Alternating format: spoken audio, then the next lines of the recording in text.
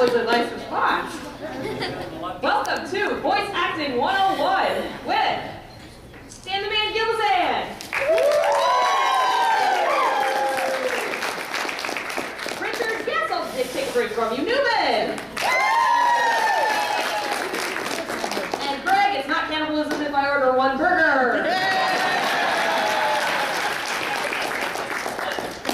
We are here to do a Voice Acting 101 panel. I don't know if you guys had any opening statements planned? Do you guys just want to start with questions, or do you want to make a? Do you want to make an opening statement, Your Honor? Members of the committee. Oh, I don't know. I'm not even on. I'll just talk loud.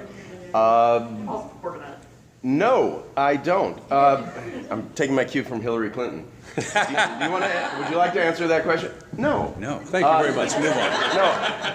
I'll just say, normally convention to convention, there's always a lot of interest in what do I do if I want to pursue this, or find out if I am going to pursue this as something I would like to do. I mean, audience members.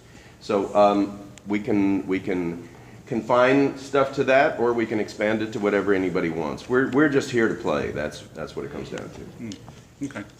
So we just want to open it to questions, and we'll take off from there. Sure thing. Okay. The same request I made yesterday, it applies. I don't think anyone's going to do that today, but... Is that okay with you, Rich? Yeah, sure. Yeah. I'm just here. All right.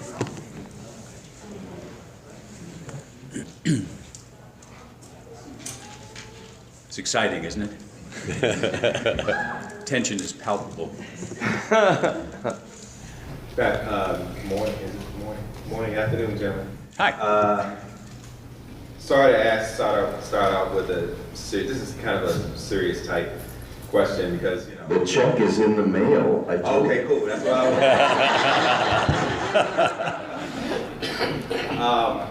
was. This is a question about character development. Oftentimes, you know, when an actor takes on a character, they try to take on that character full time and try to be into that character as to, you know, be successful with the movie that they're doing.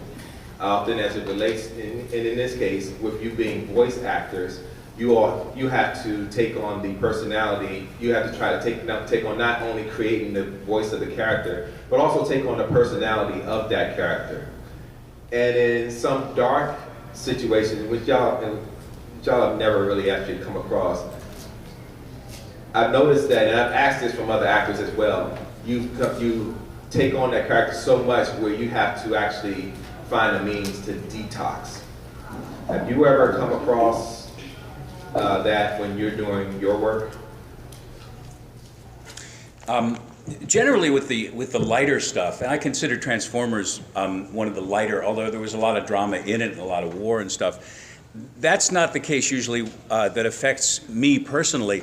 I did a show, I guested on a show for a few times called Prince Valiant back in the 80s. And there was one of the episodes, my mentor in the show, the person who had taught this character everything he knew, died.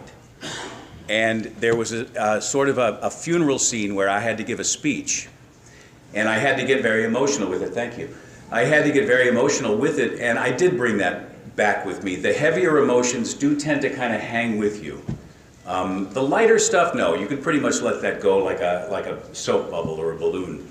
But that in that one case, yes, I was depressed for the rest of the day after that, just because I had to go there. Guys? Yeah. Again, with the tune stuff, generally speaking, because it is lighter fare, it's not as difficult. I know when I was playing Roy Cohn in Angels in America, one of the most evil characters in the history of the world. But the nice thing about doing those sorts of roles too is that you get it all out on the stage. So that then you go home and I was the most peaceful guy at home when I was playing that role, because all the evil came out every night for that 3.5 hours. And God knows there's plenty in you. Oh, God. But it is true. If you're honestly engaged in the emotion of a moment, sometimes it does take a little while to shake it off. And, you know, that's why actors drink.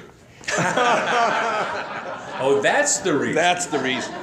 I have to remember that. And this actually, I mean, we're actually already taking it to Voice 101. You have to realize that when you're doing an episode of an animated series, even if it's a series, and even if you've got a character arc, and even if things are developing and unfolding week to week, opening night is still closing night. So that episode is just a compressed period of time. Whatever happens within that session happens within that session. For me, I teach, Dan teaches, I don't know if Richard... Not much, no. But I'm of the opinion that they're never casting voices so much as they are casting characters. And so once you understand a character and what happens within the confines of that character, you're pretty good to go. And good to leave it until you come back again. But Dan and I went to a theater conservatory together. And the magic of this theater conservatory was we had access to audition for parts in main stage productions of this repertory company that was housed in the same building as the conservatory. Well, I auditioned for and was cast in an extremely lunatic role in Marat Saad, which was down on the grid. Oh, that was crazy. And this is to your question. But I had dreams during that run. When you're doing 8 shows a week, it's different because it's in you, and even when you're not on, you're getting ready to go, whatever it is. But in that production, I had dreams, not every night, but too many nights, that we were doing the show in the dream, and we would all bow and go off stage, and we'd get back to the dressing room and they would say, company, 10 minutes. And it was like you couldn't get out of the play within the play within the play within the play. Or at least in my convoluted mind. Anyway, so yeah, that can happen. And then you just sort of, hopefully, take control of that situation and not let it be the boss of you.